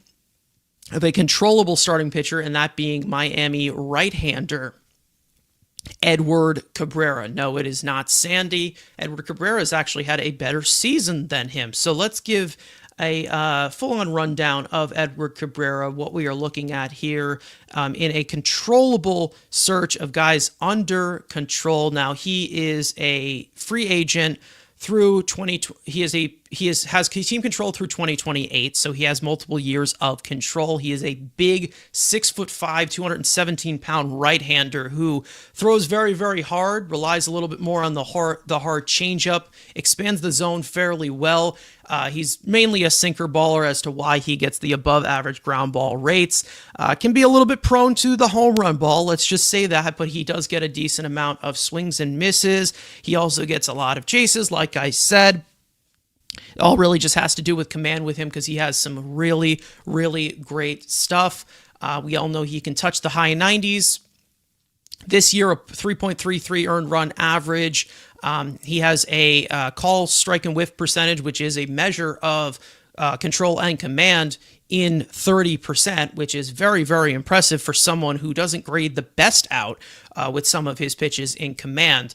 But again, more of it is having to do with his hard changeup, which he likes to set up onto 2 strikes, and as well as his plus sinker that he has. He also has a curveball that he mixes in here. He actually has a very similar, arsenal to, David Peterson in pitch classifications of like a 5-pitch mix of a guy who is more of the sinker baller guy, but obviously he throws from the right side. Now, this report obviously came out from Francie Romaro, FR on X. If I'm saying that wrong, forgive me. But he said the Mets are among several other teams that are interested in right-hander Edward Cabrera ahead of the trade deadline. Now, like I said, he has control through 2028. He is a free agent in 2029. 27 years old. His salary this year is a whopping $1.95 million, which is very, very expensive, as we can say, for some of us, for us normies over here, but for some of these owners, it's pocket change. The curveball, lots of swing and miss stuff. Like we've said, he is definitely a dependable piece you can put in the middle of the rotation. He's not a frontline guy at all. But again, it is a young, controllable piece you can put into the rotation to give it more depth. And he's also not on the level of Paul Blackburn, which is a plus as compared to somebody, that they added last year. So Edward Cabrera, again, not perfect, not a frontline piece at all, but definitely someone maybe you can slide in as a dependable piece to give you some innings and stabilize the rotation a little bit, and also a little bit of upside as well, as he seems to have not have hit his stride just yet. Obviously, he's still young. Marlins, we know that they are in constant rebuild. What are they in the, their 50th year of their 5-year rebuild? So, that's just how the Marlins go. But again, last time we were out here, Frank, you weren't here. We talked about Mitch Keller, someone who, eats innings, throws strikes.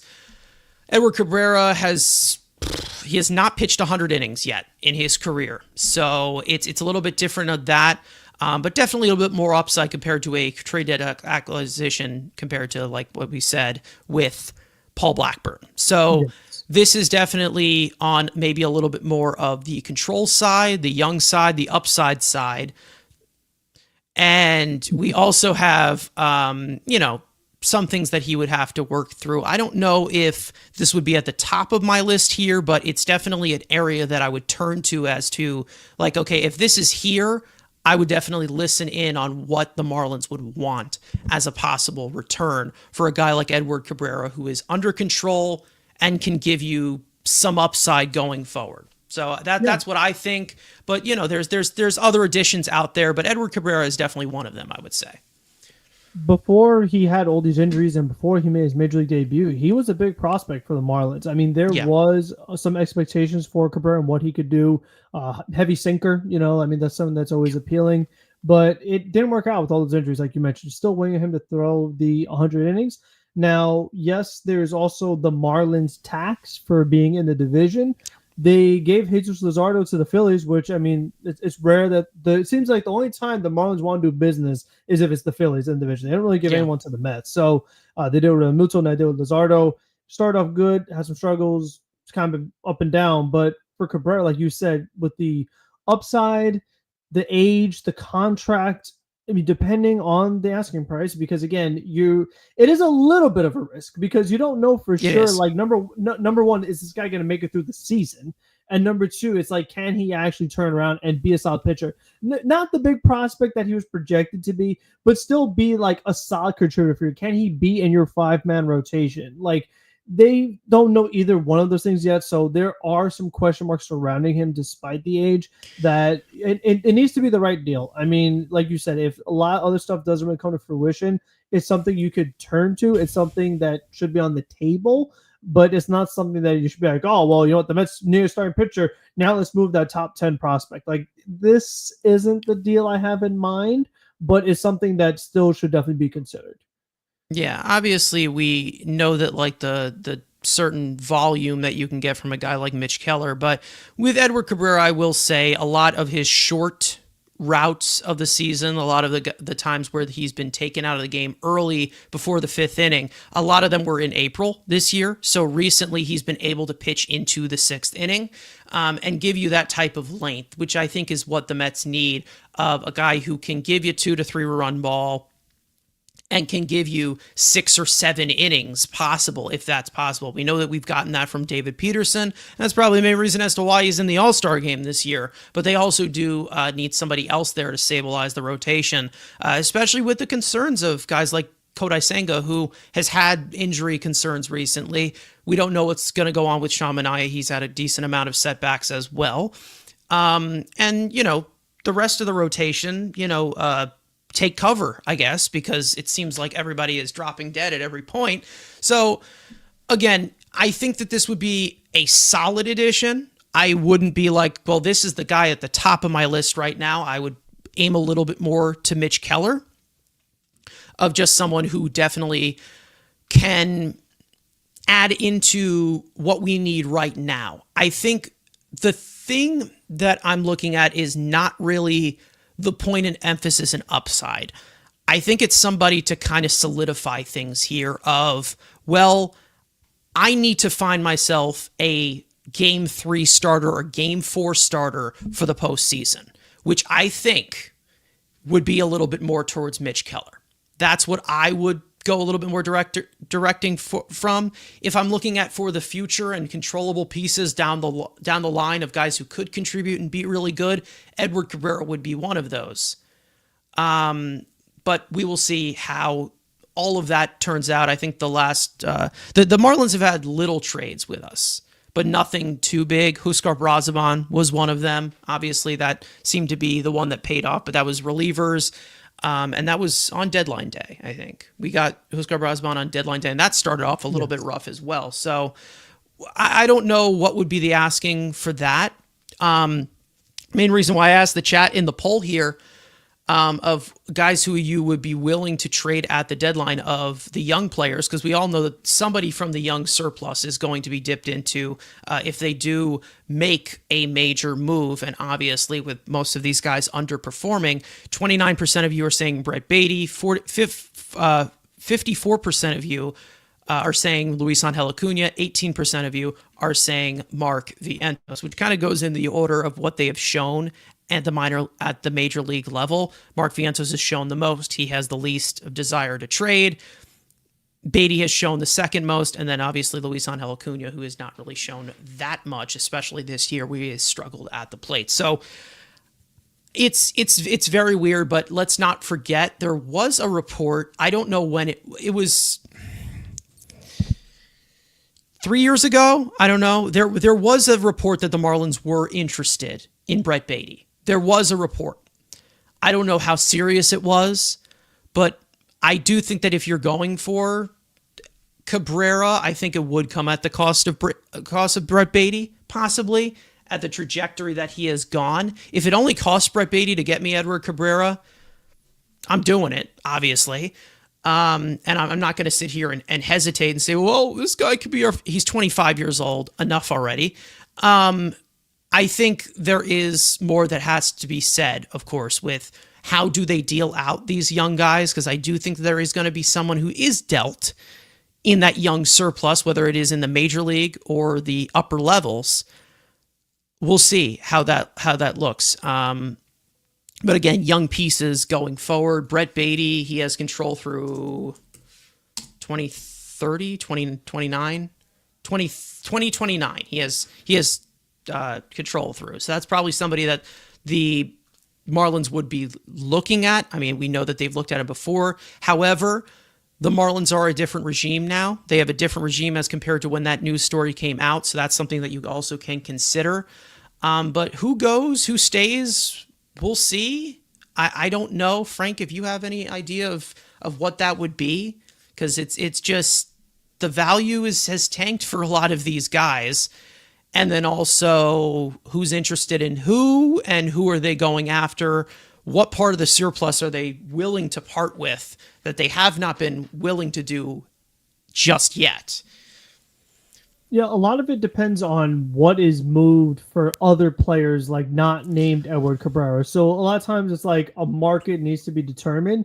And last year in particular, I mean, you saw rental starting pitchers. The Marlins were a part of it with Rogers trading him to the Orioles, where you have guys. I mean, he had 2 years of control, and he wasn't even all that. And still, they got a tremendous haul for him. We know starting pitching is the most expensive thing you can get in a trade. Controllable starting pitching, young starting pitching, like no matter what, it's going to cost something. Like you're not just going to get it easy. So we'll see what the market is like. I mean, this whole extra wild cards, like we said, we don't know who's selling, we don't know who's buying.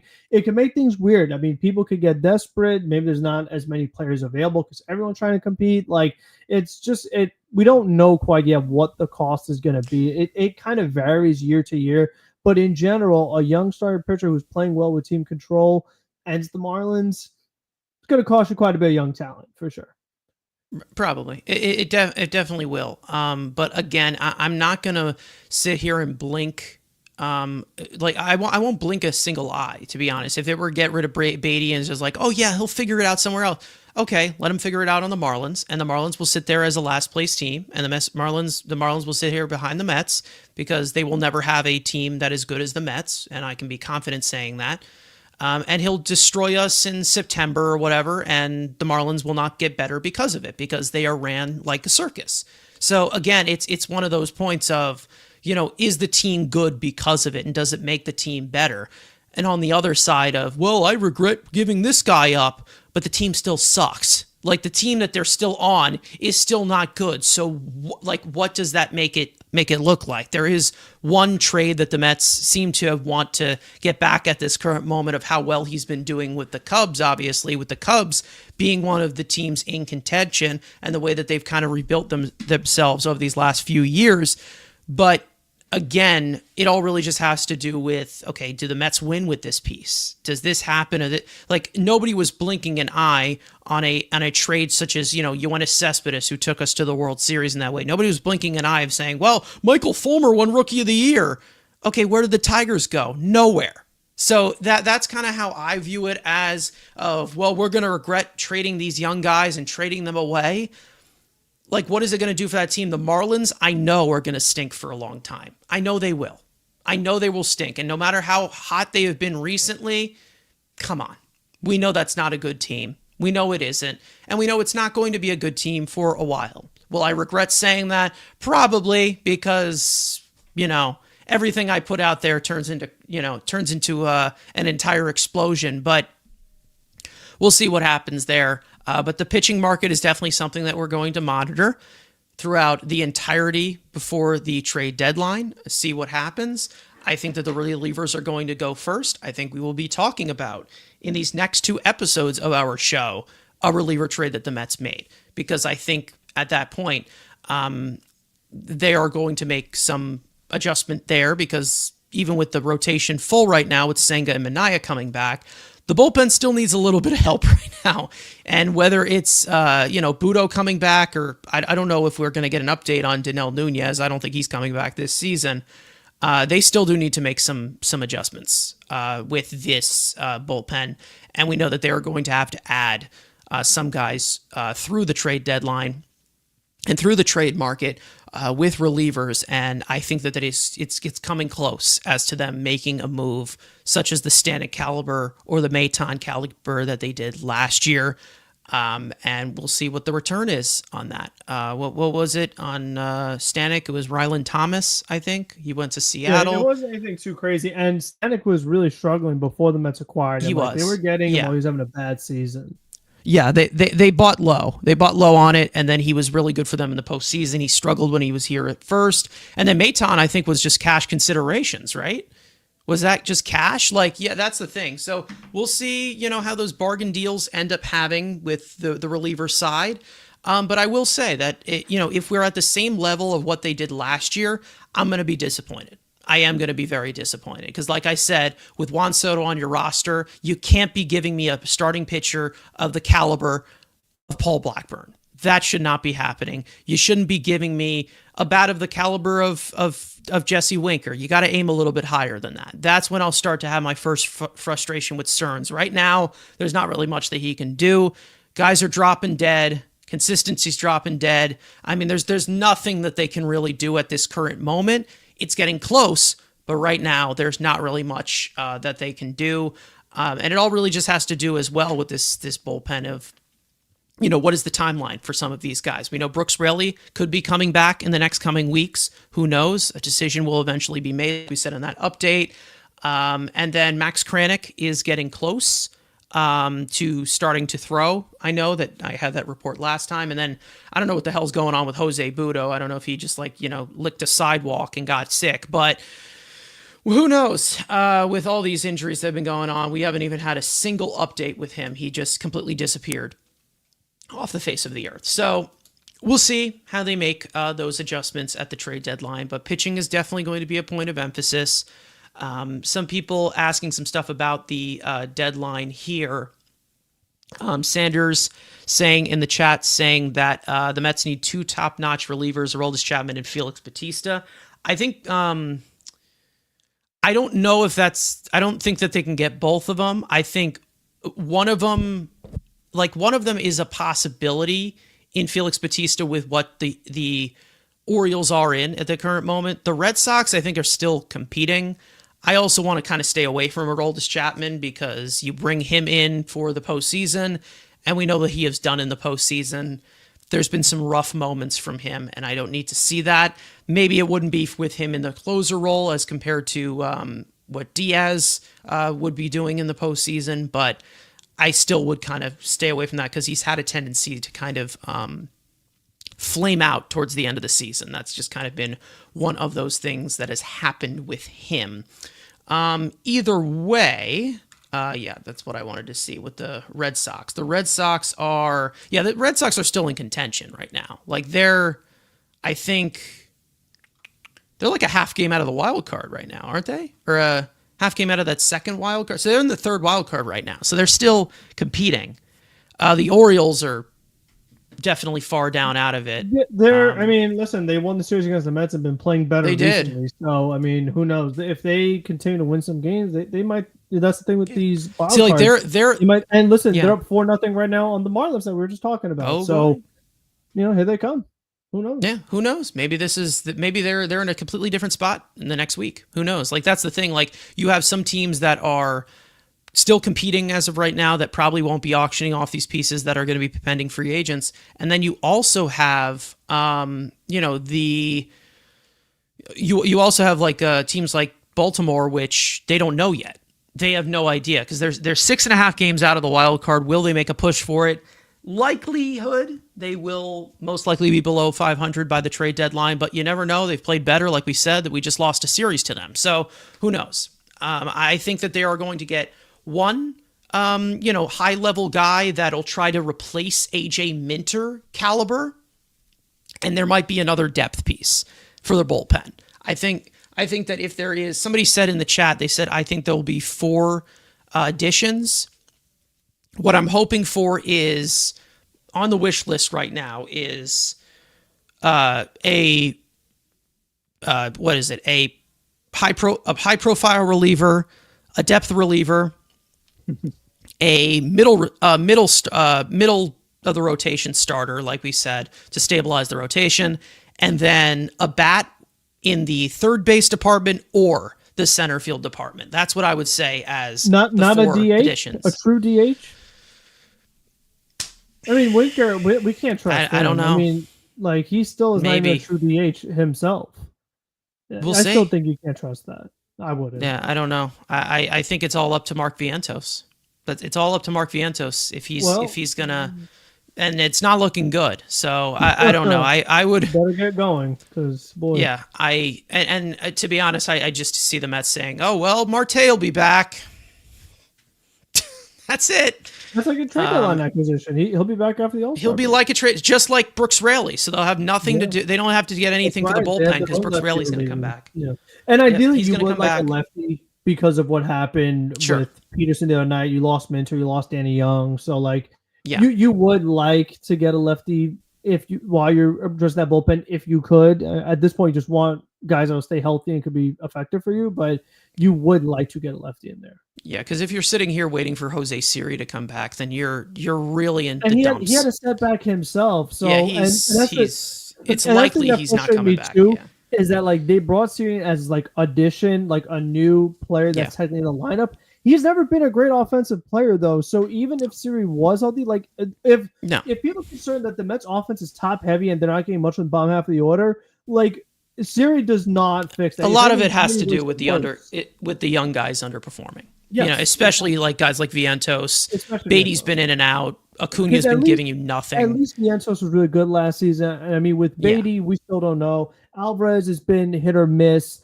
Acuna, we only had like 14 games. The only rough part of him being a liability, Vientos, right now is the fact that he's out of minor league options, and if he doesn't hit, he's giving you nothing. Exactly. Like that's the thing. Yeah. The glove is and that's the rough part about it. Like, it's rough. Yeah.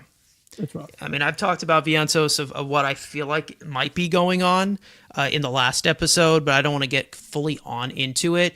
But as things continue, we'll see what happens as these next couple weeks because it is going to be interesting. We are 20 days away from that deadline, I believe. It is July 31st So we're getting close, and then obviously we'll be live for those last hours of it. So it should be a blast when that happens, and I'm sure we'll have some special guests on there when that happens. I mean, there's a lot of fun stuff coming up, obviously. So we'll see. But obviously, we got to start doing this after we just full-on recap the series, so it's fresh in our mind. But let's go to studs and duds. One player in this series that was good, one that was not.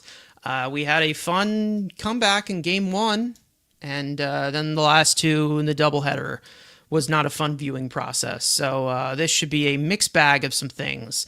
We'll start with stud. Frank, I'll go to you. Yeah, I mean, I'll give it to the guy that, again, I feel like he really got screwed in this series, David Peterson. I mean, he really gave them a solid start. And you feel like it feels to me that if you had Pearson pitch that eighth inning, like you have a better chance of the game being tied at worst than being down 3-1 like when Stanek did. So it was just really frustrating because like he was on his way to literally carrying the Mets to a win, and it still didn't happen. But his great performance shouldn't go unnoticed and unrecognized. Yeah, definitely. Again, he had a great start, obviously bouncing back from a few rough starts that he had. But I mean, again, he was putting us in a position to win with the offense doing basically nothing. And that was pretty much in. A guy that I feel like was good in all three of these games was Brandon Nimmo. Obviously, the Fab Four was being coined after that one game, and then ever since then we're 0-2. Real original, by the way. I mean, we've never heard that before. Yeah, we never heard that before. It's supposed to be a Fab Five, but the Mets don't have five. Nah. Yeah, the Fab Four was the Fab Four the Beatles, right? Because Andy Martino had that creepy. Oh, well, I mean, forget about Andy Martino. I'm talking about in sports. It's mostly basketball. Oh, the Fab Five. Oh, yeah. Okay, yeah, I know what you're talking about. Yeah, okay. Forget what Andy Martino says. He's comparing music to he's got the freaking Beatle dolls behind him creeping me out. He always does. I mean, yeah. Let's see. You had Nimmo in this series was 3 for 15. A double. He had he's helped. What was it? Stage? Was it staging the comeback? Yeah, a little bit in that first game. He got on setting the table a little bit. But no, he looks a lot more like Nimmo, and that's a good thing. The only thing that's down from it has been the walks, which we want to see him jog to first base more. But other than that, he seems to be back into the swing of Brandon Nimmo things. Now, speaking of swinging to the other end of the. What are we saying? The end of the rope? I don't know. Duds of this series, there's one that's very easy to point out here, obviously, but there was a few. Frank, I'll go to Yeah, you. I mean, Right back to you.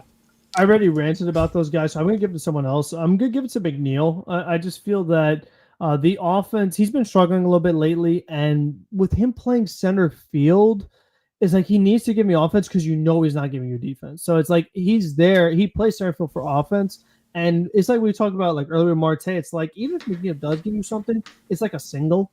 And again, he's batting at a part of the order in that 5 hole behind Alonso, where it's like ideally that's where a power hitter goes. And I know a lot of it is roster construction. We have a whole lineup, well, not a whole line, but we have a bunch of guys who are table setters, top of the order type bats. But I mean, this is his job right now is to bat after Alonso. He's not going to get it done. I believe for the line that was supposed to happen tonight, they had Vientos batting behind Alonso. So it's like, since McNeil is like kind of struggling, it's like, oh, let's go to the guy who's on the verge of like being fired from the team to bat after Alonso. So like that is another thing that they still have not been able to figure out too, is that 5 spot, because as Cohen said, the Fab 4, because he didn't mention McNeil. Yeah. So He also, he deserves some blame in there. Yeah, he's just not as fabulous, I guess. No, I don't know. Yeah, McNeil in the month of what was it? The beginning of the beginning of that Pittsburgh series or whatever? Like he's slowed down a little bit, but he's had a few. He had a few good games in the Subway Series, which I think I tipped my cap to him on that one. But McNeil's been up and down since the batting title. Yeah, the batting title really got to his head, and that's when he got to become a very egotistical man. I mean, you obviously got to put Stanek in that category. What the fuck was that, dude? That was terrible. 4 batters, obviously, but more of Mendoza's doing of leaving him in as long as he did. Let's see. There was some other some shoddy defense from Brett Beatty in this series, but he actually hit okay in this series, so I'm not going to put him completely under it because we all know that the main asset originally was supposed to be the bat from Brett Beatty. So to see him hit a little bit better in this series was fine. Yeah, it was a rough doubleheader for Alonso. He came up with quite a few opportunities, was one of the culprits with runners in scoring position. Yeah, it seemed like, again, like that top 4 in the lineup, it was a big stage for the comeback of what we needed, of one of your main guys coming through the way that they did. But in that's the doubleheader. I mean, it's basically the same problems we've been seeing all year. Inconsistencies with runners in scoring position, the approach at the plate, the constant premium offense of this is the best that they can do in these certain situations that they should be capitalizing on. So that's pretty much it. So do we have a start time for this game at all? Nope. But I just saw it shouldn't be long, but yeah, it is delayed. Yeah, okay, so Mets Weather on Twitter just said a minute ago, saying, sorry for the lack of update, was driving, rain is wrapping up in Kansas City, should get a start time soon. So it probably will be maybe 8:45. Yeah, something around there. So we have a little bit of time before that starts. I was getting a little nervous that we had only a half-hour window and us yapping as much as we can, and especially with how eventful this series was. I was kind of scared of what we could fit in, but it's whatever. Let's get into this upcoming series, which eventually will start if the rain can permit it. But we have a little bit of time to run this one down in Kansas City. Mets versus Royals, a 2015 rematch. Can you believe that was 10 years ago? Jeez. Anyways. And of course, that World Series got canceled. It was not played. Let's get into this preview. That third game, I'll fill in what was. There's a little bit of an update to that third game. But anyways, game one. Kodai Senga will make his return from the injured list, looking to pick up where he left off from his brilliant start to 2025. He will face the once a Met for 60 days, Michael Wacha. First pitch is tonight. It was supposed to be at 8:10. Maybe it'll be 8:45 with rain permitting. This will be on SNY. Game 2, Frankie Montas will get his 4th start as a Met. He'll face the veteran right-hander Michael Lorenzen. First pitch is tomorrow afternoon at 4:10 Eastern Time on SNY. Game 3, Sean Manaea will make his long-awaited return to the Mets rotation, but it will be started off with Clay Holmes to keep him in that starter's rhythm, and Manaea will come out of the bullpen for that first outing, but I'm sure that they will configure it once the All-Star game resets everything. And they will face the rookie southpaw Noah Cameron, who is off to a great start to his career. First pitch is Sunday afternoon at 2:10, because this is Central Times, Eastern Time on Pix 11. So we have some pitching matchups here that we feel a little bit better about compared to what we had, I don't know, a week ago. I'm pretty sure when we had Hagenman and Waddell lined up in a series against the Yankees. So this is definitely great. It's like a trade deadline acquisition, as we would say. But again, going into this Royals team, again, they are mediocre-ish this year from what I've seen. I haven't really been paying attention to a lot in the American League. I can't lie that much, but they're pretty much hovering around 500, right? Yeah, they got off to then similar to Orioles, they got off to a slow start, but they've been playing better recently. They've been heating up, so the Mets caught them at the wrong time too. No, well, anyways, some things obviously we know. Bobby Witt, one of the best shortstops in all of baseball, what he's blossomed into these last few years. I know that he's taken a little bit of a step back, but from the season that he had last year, I mean, it's nearly impossible to replicate what he did last year. He's still at 50 OPS. I mean, yeah, he still has been really, really good. He's last year, I think he was with the legs, 25 steals, 31 doubles. I mean, he's still in almost 300. Like all 5 totals. WAR over 4. Like he still makes things happen on the diamond, no matter what. Yeah, I think. Vinny Pasquantino has been a little bit better recently, but he, I don't know, is he active right now? He is. Yeah, I believe he is, from what I saw. Their big draft pick, Jack Caglione, has struggled so far since his debut. I mean, he's a rookie. He got called up like right away. He was not. He was not in the minors for long, but he has a lot of power. So even though he struggled, he does have the 4 home runs, and it's like if you mess up, he could crush it. I mean, so you never know when all of a sudden it's going to click for him. He's a freak. Yeah, he's 100% a freak. We know they have, I think Salvador Perez. I mean, we obviously can't forget him. Yeah. Who? Mark Canha's on that team, right? Yes, Mark Canha is on the team. Say hi to our old friend. Anyways, Michael Garcia has blossomed into one of the best third basemen in all of baseball. Former Met killer. That's Michael Franco, I think. No, Garcia too. Garcia too? Oh, never mind. Okay. As well. Actually, maybe not. Yeah, he's Salvador young, Perez. I'm just gonna assume that he's gonna be a Met killer, just because. Yeah, probably. Who knows? There's a lot of third basemen and corner outfielder that destroy us. Speaking of, Hunter Renfroe as well is on that team. Yes. Was on that team. Jonathan India has had a really rough season since being traded over there. Salvador Perez, is he finally slowing down? I don't know. We'll see. I mean, he's going to face the Mets though, so we already know there's going to be about 4 home runs in this series from him. Turn back the clock. He always turns back the clock against us. They've had a lot of young pieces struggle this year, kind of similar to us, but they don't have. Struggled. Yeah. Drew Waters, Kyle Isbell has been a little bit disappointing this year too. I think didn't they bring in like Kevin Biggio too or something? Yes, he is. They've had a decent amount as well. They're going to miss Chris Bubic, who has been really, really good this year. And has been a workhorse for them.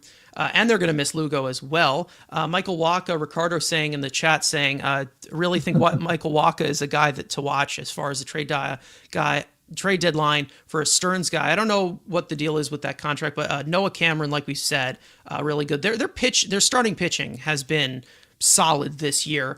6-man rotation. They have they've had a 6-man rotation. Yeah.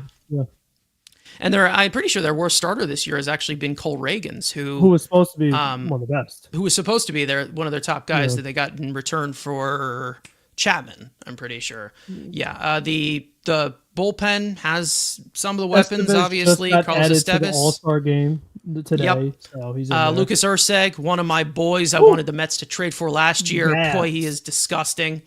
So yeah, there's definitely some guys there. I don't know if Hunter Harvey is active as of right now, but he was potentially on the table for Starling Marte. He's on the in 60-day injury offseason. list, so Yeah. no. Okay, so I don't know. Maybe we made the right decision. I don't know. Yeah, they're both But yeah, underperforming. yeah. So the pitching overall for the Royals has been good. I know that their offense has struggled a lot this year. They haven't been inconsistent like the Mets. They've just been overall underperforming. Like that's basically been their situation. Like I pretty sure like they are. Yeah, they're 27th in overall offense as of right now. They have a team weighted runs created plus of 84. And the only thing that they don't do is they don't strike out that much. That's pretty much it. They put the ball in play. So let's hope that our defense can save us. Yeah. But again, it's the Mets. This is a team that I think we all know that they could beat, but it's all really about the Mets not playing down to competition and not screwing around. That's all that I ask for. Some players to watch in this series. I think the spotlight to Kodai Senga, obviously, hoping that he's healthy after this start, doesn't pull anything, he's fine. From the Mets side, there is someone who has a really good career against Michael Lorenzen. I don't know who it is, but I will look it up. But Frank, if there's any other notes that you want to add on this upcoming series.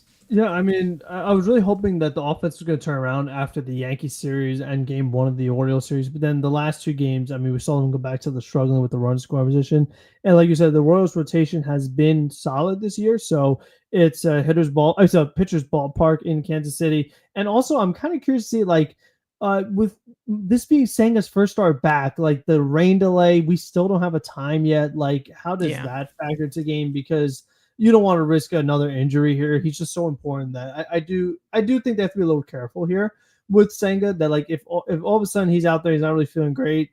You got to think of the big picture here. So that's something I'm interested in too, because we saw the last rain delay they had where they tried to stick with their starter and he couldn't go past second inning. They pulled him. So I am kind of curious to see how that goes. I mean, I'd rather they do it like this where once the game starts, like that is the game. You don't start it to stop it right away. So, if they have to wait till then, and again, like you said, it's a little easier with the central time, maybe.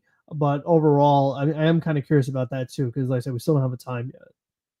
Yeah, so we'll see what happens here. I don't know. It doesn't seem like that player is on the team anymore. Maybe it was Daniel Vogelbach, and we let him go. How dare we? But it's whatever. We know that Michael Wacha's been in the game for quite a while. He was a Met for a second, and he's reinvented his game in the veteran stages of his career.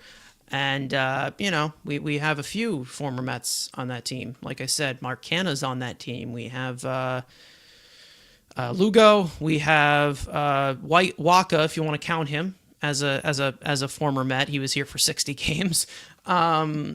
Let's see. There was somebody else that we mentioned that is on this team. No, we said Canha. So I think we got them. I'm pretty sure Richard Lovelady was on there. Yes, that sounds right. So, yeah, that sounds about right. Let's just let's see. There was just one more thing that I wanted to point out here that was in here. Hold on. I forgot to star it. I don't know. I can't find it. Maybe it's just lost in the abyss. I have no clue. But I think we're going to wrap it up here before the 2 hour mark. Obviously, we've got a game that'll probably be played eventually. It looks like, I don't know if we have a time yet, but we were able to Not push yet. it a little bit compared to what we were expecting, which was a 8 o'clock first pitch, which would probably be like 8:45 or whatever. But other than that, Frank, if there's anything else that you want to say, some closing remarks, welcome back, by the way. It's been, Oh, thank what you. was it? It's been a good week since you've been on the show. So welcome back. Yeah, long time, and let's see. This it's an interesting one because, like we said, you are getting ready for the deadline. So some guys really got to figure it out, and they have to decide, like, because like we mentioned, you don't want to go into the deadline needing multiple things. Like, that is just Yeah. not ideal. Like, oh, we would like relievers and some starters and a few position players. Like, that's a lot to ask, and it's crazy to say with the team that like still has the record that they do. They're still competitive in the division, but a lot of it's because of how they were playing before and not now, and all the injuries that have happened since then. So it's more so a matter of like, you, no matter what happens, you still want to try to get depth because you don't know who else might go down. So Yeah. it's a matter of like, now that we got two pitchers healthy, like we said, hopefully it kind of cleans things up. I think the other thing you might want to mention was that like Mania is not starting Sunday. It's going to be Clay Holmes.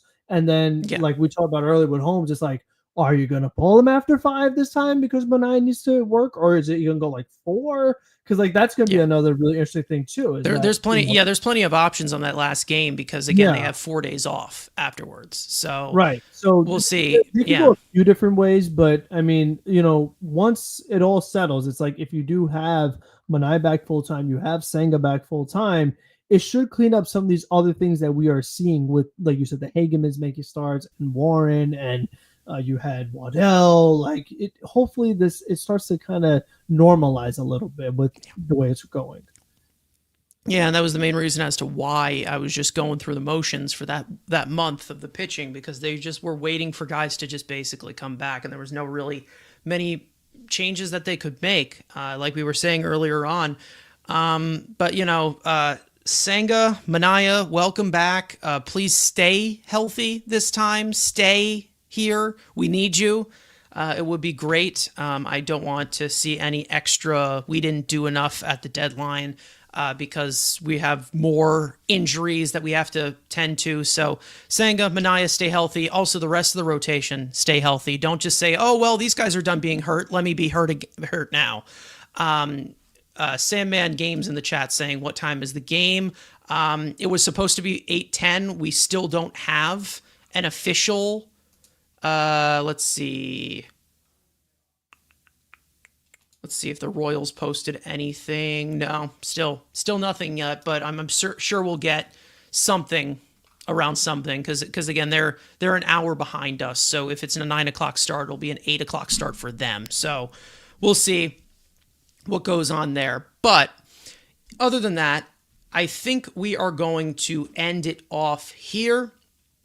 Thank you guys so much for watching and listening. We hope you guys enjoyed the conversation. For those of you watching or listening on playback, you want to join the conversation in the future, make sure to subscribe to the Mets Weekly YouTube channel. Turn on those post notifications to not miss when we go live. Follow Mets Weekly on X and on TikTok for Frank's post games, which are titled the Mets Frankly Post Game. Follow all of us individually, including our third Mike Andrew, who is not here. And finally, of course, whenever this game starts, let's go Mets, and we will see you guys next time.